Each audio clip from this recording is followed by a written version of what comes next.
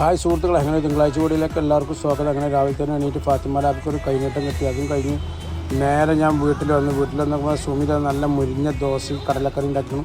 അങ്ങനെ അതും കഴിച്ച് ഫ്രഷായി നേരെ സ്റ്റാൻഡിൽ പോയി നോക്കുമ്പോൾ നേരെ പുഴയിലൊന്ന് പോയി നോക്കി.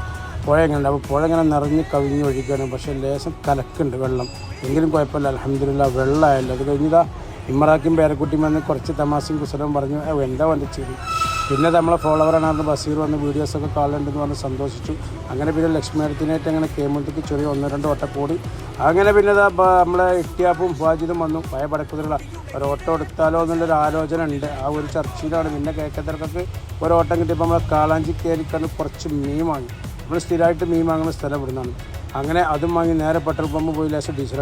അങ്ങനെ സുഹൃത്തുക്കളെ തിങ്കളാഴ്ച കൂടിയിലൊക്കെ എല്ലാവർക്കും സ്വാഗതം. അങ്ങനെ രാവിലെ വാങ്ങി മീൻ അശ്വിനെ ഏൽപ്പിച്ച് ഞാൻ പോകുന്നു.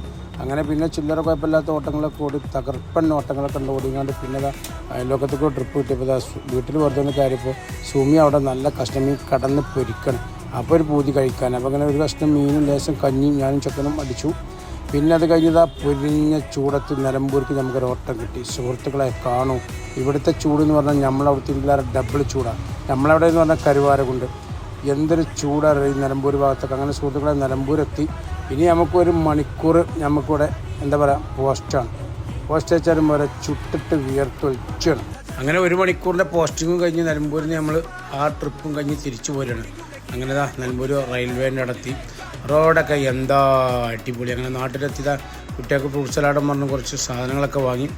അങ്ങനെ നമ്മളെ ചിറാപ്പൂഞ്ചിരി പുട്ടമായ സുഹൃത്തുക്കളെ 4 മണിക്കാണ് ഈ മഴ പെയ്യുന്നത്. നല്ല അടിപൊളി മഴയും ക്ലൈമറ്റ് ആകണം മാറി എന്ന് പറഞ്ഞില്ലേ. അങ്ങനെ വീട്ടിലെത്തി വീട്ടിലെ സാധനങ്ങളെ കൊടുത്ത് വീണ്ടും ഓടാനിറങ്ങി. ഹമ്പിയും കുട്ടികളൊക്കെ പാടെ ചെറിയൊരു ഓട്ടം. അങ്ങനെ സ്റ്റാൻഡിലൊക്കെ എത്തി മഴയൊക്കെ തോർന്ന് നല്ല അന്തരീക്ഷമായി. കണ്ടില്ല ഞങ്ങൾ. പിന്നെ വൈകുന്നേരമായി കുറച്ച് ഗായകരൊക്കെ വന്ന് കാണുന്നത് അവരുടെ കഴിവ് തെളിയിക്കുകയാണ്. അത് കഴിഞ്ഞ് ഞാൻ കുറച്ച് സാധനം കുഞ്ഞാപ്പൂൻ്റെ കടയിൽ നിന്ന് വാങ്ങി നേരെ വീട്ടിൽ പോയപ്പോൾ അവിടെ ഇവിടുന്ന് വന്നൊരു പൂച്ചയാണ്. ആ പൂച്ച പാവം അൽഹംദുലില്ലാ 5 കുഞ്ഞുങ്ങളെ പ്രസവിച്ചു. മുലവിട്ടാണ് ഇപ്പോൾ കാണുന്ന കാഴ്ച.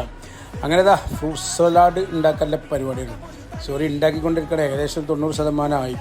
ഇനിയിപ്പോൾ അയക്ക് ഐസ്ക്രീമും തട്ടിങ്ങാണ്ട് പരിപാടി ഗംഭീരമായിക്കോളും. എന്താ സുമിയും കുട്ടിയൊക്കെ വല്ല ഹാപ്പിയാണ്. മഴയല്ലേ, അപ്പോൾ ഇടയ്ക്കിടയ്ക്കൊക്കെ വെറൈറ്റി എന്തെങ്കിലുമൊക്കെ വേണ്ടേ.